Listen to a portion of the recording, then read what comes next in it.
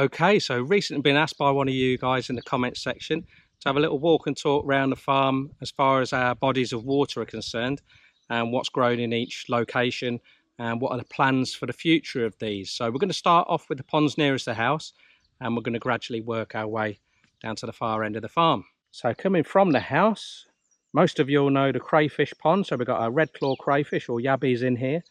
We're quite happy with that. So, well, certainly since they've started breeding in here. And we're going to maintain that. We're also going to increase it to over here. We're going to double up our operation. We've increased the numbers of tanks recently, not the plastic tanks. We've also had some concrete tanks made, so that'll be in an upcoming crayfish video. But yes, we're going to put a barrier around this. Remember, it's a non-native Thai species, potentially invasive to the indigenous population, so we have to get some sort of barrier put around here. The one on the left works fine, so I think we'll just mirror that on this one. So that's going to be crayfish. At present, this is full of the tab tim, which is the ruby or the pink coloured tilapia, and bada PM, which is like a silver barb. So we're going to drain this all the way down, put all the fish in there into our stomachs. Now, a lot of the fish will be given to Toon's mum to make bala and salt sour fish with. The remainder of it, or I would say the bulk of it, will be going into the fishing lake. Up until now, we've really been using this pond as the main pond for getting our food, if we fancy a fish or two.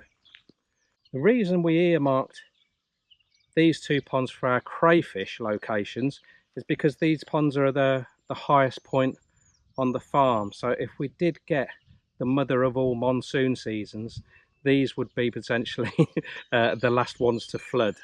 Over 20 years, that's probably how far it stretches back that either us or Toon's family have lived on this farm. It's never been high enough to flood them, but you never know, do you? So onto the third pond here. We call this the Bachon pond, which is our snakeheads. How many are left in here, we don't know, because a few have got out in the height of the rainy season. So we're going to be draining this, and we're undecided. We're not sure whether to have a go at the freshwater prawns.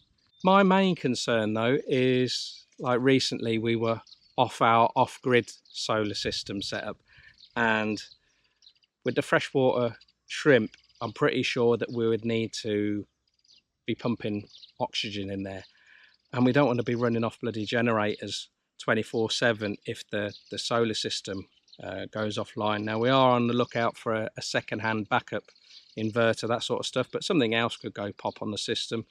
So yeah, that would be my only concern with it. If I suppose we could start off and not put many in there, but whatever we choose to do with this pond, it is going to get drained down, same as the other one, and all the fish will either get consumed, preserved, or put into the lake.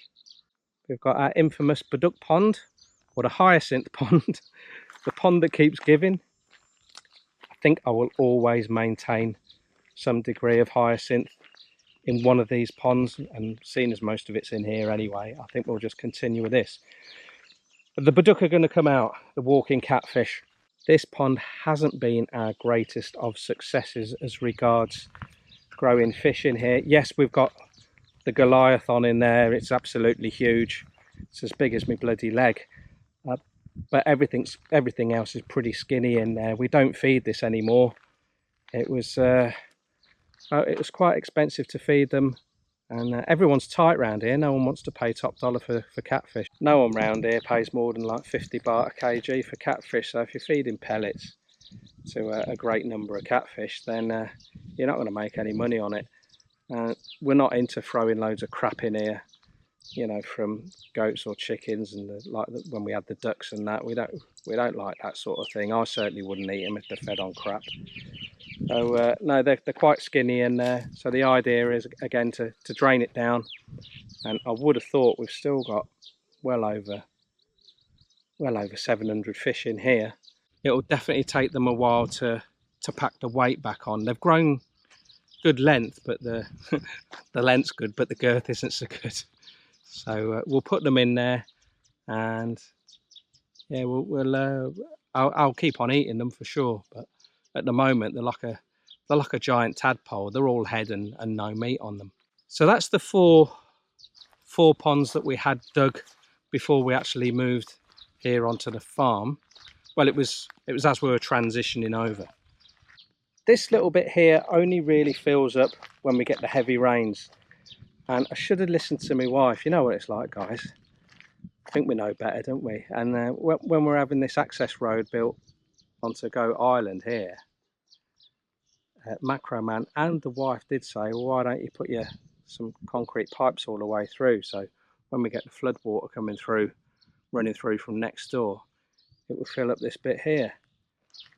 And I just thought, well, when we get heavy rains, the water will just sit in here anyway. And it did for quite a few months last year. It was up to about there, just shy of the palm over there. And it was a brilliant habitat for the wild frogs. But the rains aren't here yet, so it's not wasted ground, because you can see how lush the grass is in there from just the couple of weeks of rain we had. But really, this is just like a fodder area for the goats when we let them out for a quick feed.